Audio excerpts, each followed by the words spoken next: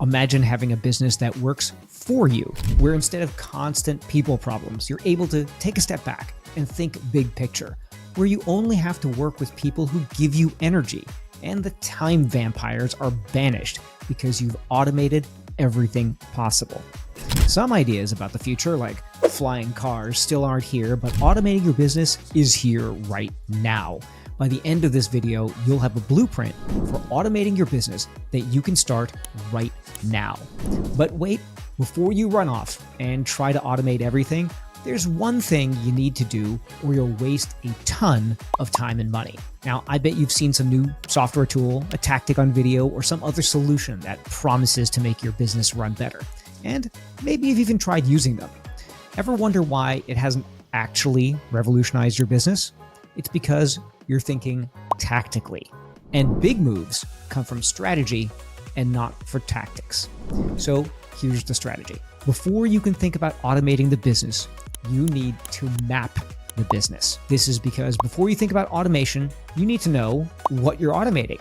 And as we'll see in a minute, if you do this, you're going to discover you're doing all kinds of things that are a total waste. I was helping a business that I invested in map its processes, and we discovered that they had their team generating a dozen reports that nobody was looking at.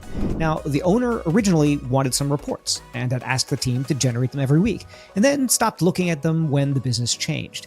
And 2 years later, the team is dutifully generating the reports and nobody is looking at them. So the point is, by mapping the business, you understand what's really going on, and it'll also let you know what to automate first for the biggest leverage. And sometimes that isn't the thing that's on the front of your mind right now, or it might not be the thing that you saw some video about or some tool about. So the important thing is to take a step back, be strategic. And in this video, I'm giving you the big picture.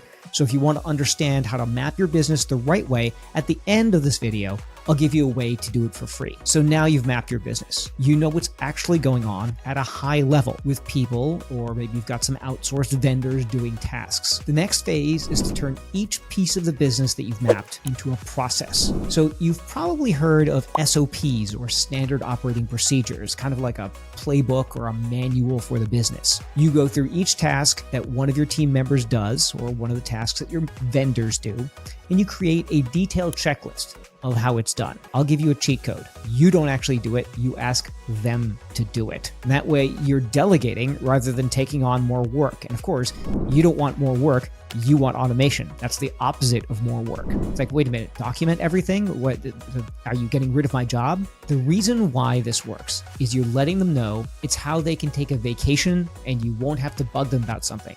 It's all on a checklist. And you can help them find good tools to make them do their job better. And that's what A-player team members really want. They want to do the best job possible, and you're helping them do that. Okay, now you've got your SOP, your standard operating procedure, and that's a good start, but now I have some bad news for automating your business. The SOP is not the magic. It's important. That is, what the checklist is the function and making sure that that business function is being done right. But here's the problem. Everyone focuses on the SOPs and misses the one thing that's the difference between able to automate your business or not. They're so focused on SOPs and they're missing the other part of the picture. The real magic is, wait for it, it's in how these SOPs for each job connect. So the SOPs are important, but everyone forgets that problems happen when things get handed off from one person to the next. And if you're going to automate your business because you're replacing people labor with computers, if those handoffs aren't working, the whole thing breaks.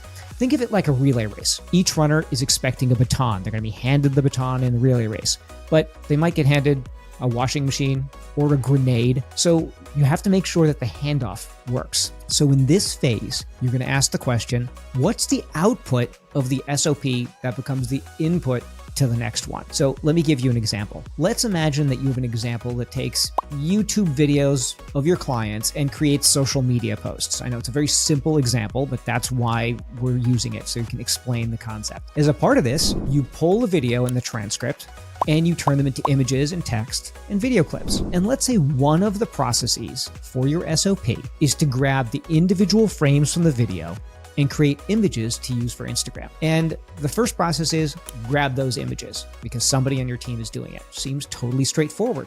And your employee knows that Instagram images should be square, so they pull the image and they crop it to square, and there they go. If your SOP is just pull your Instagram image and you have put some dumb automation afterwards that's not as smart as a human being, all of a sudden your images are coming out as rectangles and not squares, and they don't look right on Instagram. So the output of one process didn't line up with the input of the other. And that's where the problems happen. So now, that was a very simple example, but that can happen all throughout the organization, where what's really happening is on a handoff, the person who's getting the handoff from the other person, they are really fixing some of the deliverable because they can think that way. But if you're automating, those machines can't really think that way. You have to do the thinking, or more accurately, they, since they are building the SOPs and the handoffs for you, your team needs to do that thinking. That way you line everything up. And once you do that, you could automate a ton right off the bat. You can take your checklists and you can take the handoffs and then find technology that can take pieces of that and automate it. But there's one step that I want you to think about before you do that to make this easier, and that's finding out what you can delete. Remember when I talked about the company with all those useless reports? Every business that I've seen is doing all kinds of things that aren't necessary anymore. So before automating, I want you to think through one important filter. What should I stop doing? Because there's no point in automating something that you shouldn't be doing at all. Once you start deleting things that you don't need to be done, or take a hard look at how things are being done, I will bet that you will find a lot of things that you change. And the great thing is, even if you never automate, you've already chalked up a win, and your team will be thanking you for eliminating pointless work that isn't going anywhere. So finally, we're here. It's time to automate. But remember, don't get overwhelmed. I'll give you a shortcut for all of this at the end of the video. Now, the way I think about automation is to do it in waves. Don't try to automate everything at once because the project is too big. Instead, we're going to start this by doing things which give the biggest impact. And once those are done, we'll run it again and find the next tier of things with the next biggest impact. That way you're seeing the biggest results as fast as possible. So let me give you the process I run through. Number one, the first thing, for each of the SOPs you created above, you're going to make a list of the ones that are all of these things. They're frequent, they're routine, and they have a high cost. So things that are happening a lot, that the process itself is very, very routine. In other words, the same thing gets done and again, and they have a high cost. So you're going to list all the SOPs and find the ones like that. That's the list to tackle first. It's the biggest impact stuff. And again, that might not be the stuff that's on the top of your mind, but it's going to make the operations of your business that much better if it's on the minds of your team. So for example, if you're generating a lot of content in your business and you've got high-priced writers, then can you replace a piece of that with AI writing, or maybe just AI outlining to support your writers? In one of my businesses, for example, we were generating 100 images per week for testing on Facebook ads, and it was super manual. They were using Canva and other illustration programs to generate those images, and that's a lot of expensive agency time. What I did was I looked for ways to automate that because that was routine and it was frequent and it was expensive. So it met those criteria. So now you've identified those things, and what's the second thing? The second thing is ask what kind of automation would make sense for each one of those things you've just identified. So AI is one kind of automation, but maybe it's a different kind. Maybe it's a bunch of automations that could be done with other kinds of software that's not AI. Maybe it's a lot of menial work filling out forms. Maybe it's moving client files from one place to another. It could be sending out letters where a print-on-demand mailing house could do it instead of having people stuff envelopes. It really depends on your business, but you're looking for those kinds of things where your dream is, oh, if I could only automate this. And it's fine at this point if you don't know whether an automation exists. And I'll show you why in a second. The point here is to say, in a dream scenario, instead of a person doing this task, and no, you can't just say, I want to automate everything as an umbrella. You have to ask down at the SOP level. So for my business, with the images we talked about, my dream scenario was every week we give creative concepts and 100 ads show up for testing. And in that case, AI was perfect. It let us cut down the time and increase the quality, and we got all of the throughput at a fraction of the cost. So now we've completed that step. You know what your dream scenario is, and you might know there's a solution.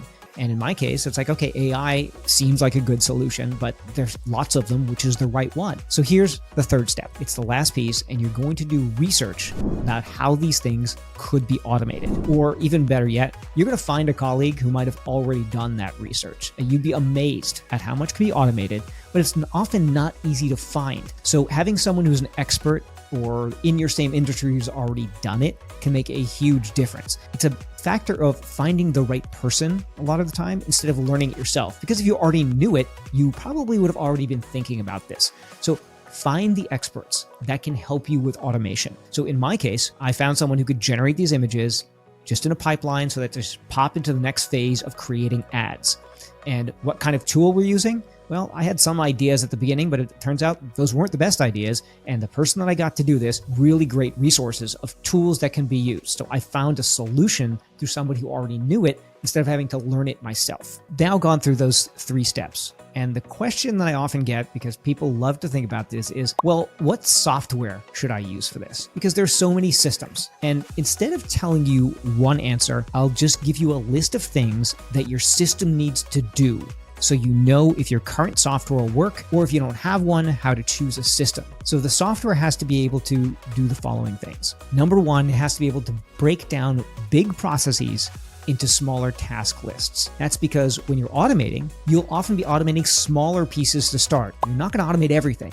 You're going to automate pieces. And you're going to automate more and more as the technology goes better. So it has to break it down into pieces. Second, the software should treat each task as something that can be done by people or AI or other systems. So in other words, it can't treat everything as if it's only going to be done by humans, because then you're going to have a human and the human has to run the AI, which kind of defeats the point of automating. So if you're using a system that's really made for people and they kind of bolted on some AI as an afterthought or because it's cool, you're going to have worse results. So think about that in terms of, does the system really let me swap out or another system for a person? And if the answer is yes, then you've got a winner there. And lastly, automations themselves should really be kind of one-click simple. You want your team to be able to implement quickly and easily. So if you need to hire a developer to automate every single time you want to do something, not only is it expensive, but it means there's more friction when you want to update or improve the process. So if it's something that really requires a developer, that is a much higher hurdle,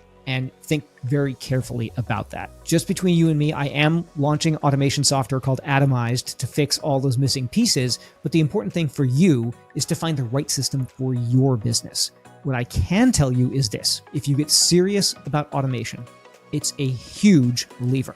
I've worked with businesses that have cut their costs over 25% or have been able to create entirely new business functions or departments without hiring people. The CEO sleeps better at night since the automations just run without the hiring headaches, without the HR headaches, and their team gets elevated to do more creative work. Now, earlier I promised you a way to get started on this, and you'll see how to map it onto your business and get free training and get invited to my automation software, all at the CEO Workbench, ceoworkbench.com. Just click in the link in the description.